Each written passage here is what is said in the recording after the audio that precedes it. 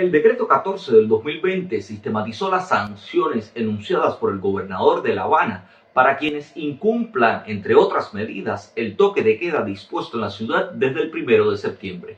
Esta noche no puede pasar nada en este barrio. Ese instrumento legal también castigará a todas aquellas personas que usen incorrectamente el nasobuco o no lo usen, los juegos de los menores en las calles, la celebración de fiestas y, al parecer, desde hace apenas unos días, también se utilizará para sancionar a aquellas personas que no mantengan la distancia de 1 metro en las multitudinarias colas que se están sufriendo por los capitalinos. Multas de 2.000, 3.000 cuotas, antes las infracciones más comunes que estamos viendo en este momento. El decreto sanciona la irresponsabilidad ciudadana con multas entre 2 y 3.000 pesos cubanos, lo cual pudiese considerarse no como una muestra de severidad tal cual ha sido anunciada por las autoridades cubanas, sino como una muestra de extremismo si se comparan los importes de las sanciones con el salario mínimo en Cuba, que asciende a 400 pesos, o incluso con el promedio que ronda los 872.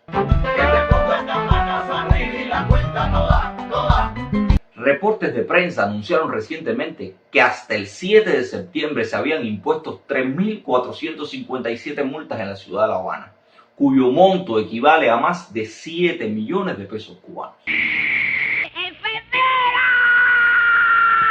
Sin embargo, una pregunta se impone en ese análisis. ¿Cuánto de ese dinero ya se ha recaudado o se recaudará efectivamente por parte del gobierno cubano? ¿Qué sucederá con las personas que no pueden afrontar pagos que pudieran ascender en algunos casos a 5 veces su salario? Puede que a muchas personas acostumbradas a que la mayoría de los problemas sociales en Cuba se resuelvan con mayor represión estatal, no les preocupe o importe que en una situación como esta se apele sin racionalidad a la mano dura. Más bien puede que hasta les interese. Ante cualquier cuestionamiento sobre la severidad de las medidas, siempre intentarán apelar a la matriz de opinión de que quien no quiera sentir el peso de la ley, pues que no la incumpla.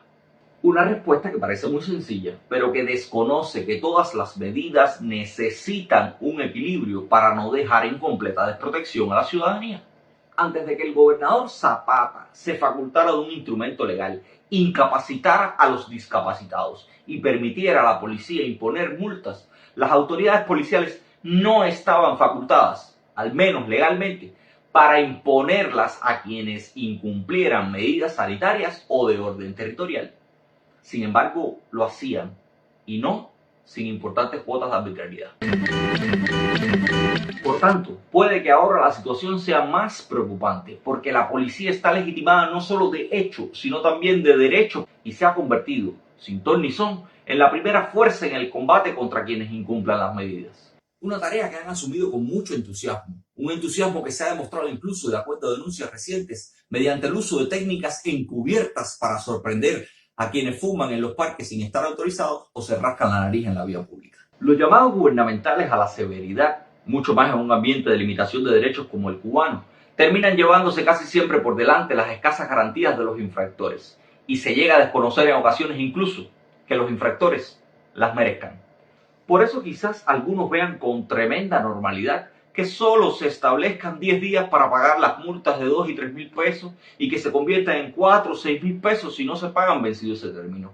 Pero al mismo tiempo quizás esas personas no reparan en que el mecanismo de reclamación de las multas está basado en un recurso que el decreto nombra de apelación, pero termina siendo de alzada.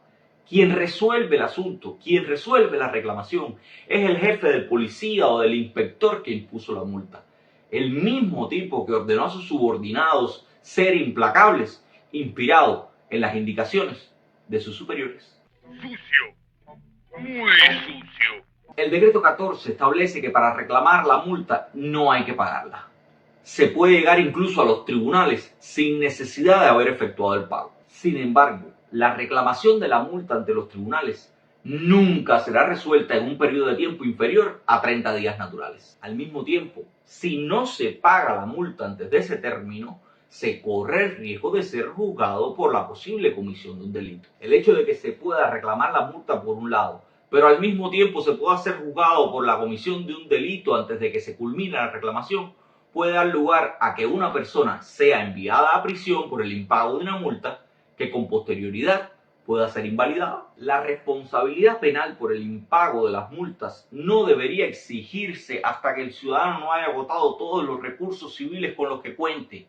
Hacerlo de la forma contraria convierte en mera formalidad cualquier recurso, pues es poco probable que un sistema judicial, mucho más como el cubano, que sirve de instrumento al poder político, decrete la prisión para alguien y después ofrezca razones que permitan al afectado demostrar no solo su inocencia, sino también la injusticia contra él cometida.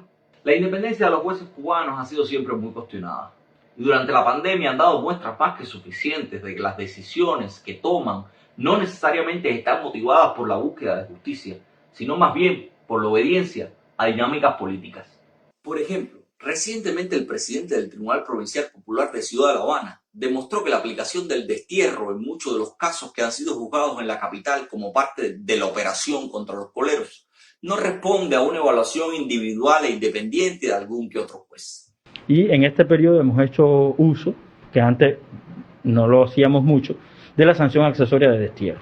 Es decir, un grupo de ciudadanos que viven en La Habana de forma ilegal, con mala conducta, con mal comportamiento, que no tienen vínculo laboral, se están dedicando a este grupo de comisión de delito y por supuesto le hemos impuesto la sanción accesoria de destierro, que implica no poder frecuentar la ciudad de La Habana en un periodo determinado. El renacer del destierro, o sea, la expulsión de los sancionados de La Habana por un periodo de tiempo que puede alcanzar hasta los 10 años, ha sido una indicación que cumple con la solicitud gubernamental de que los tribunales complementen la necesaria severidad que no puede ser dispensada exclusivamente por la policía. El destierro es una medida medieval que ha sido, valga la redundancia, desterrada de la mayoría de las legislaciones penales contemporáneas, pues es contraria a algunos de los más importantes instrumentos de derecho internacional, incluida la Declaración Universal de Derechos Humanos, de la que Cuba no solo es signataria, sino también impulsora. En un país con bajos salarios, afectado por la COVID-19 y el desabastecimiento alimentario, no es impensable que haya gente que no pueda pagar multas de 2.000 y 3.000 pesos cubanos. Procesarlos penalmente pudiese hacer reflotar también otra idea que parecía casi desterrada de la legislación cubana: la prisión por deudas. Quienes no puedan pagar las multas por falta de recursos y no se les ofrezcan facilidades de pago, lo cual perfectamente puede deducirse de la radical indicación de iniciar un expediente penal en 30 días, podrían ser sancionados no por incumplir las medidas sanitarias, tampoco por negarse conscientemente a no pagar una contravención. Estarían siendo sancionados por la deuda que han contraído con el Estado y no han podido solventar. La represión como mecanismo para lograr el orden puede ser necesaria en momentos de crisis, pero como cualquier limitación a los derechos de las personas, debe estar reglada y ser racional.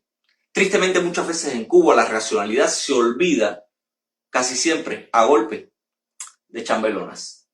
Nuestra tarea debería ser no dejarnos con espacio.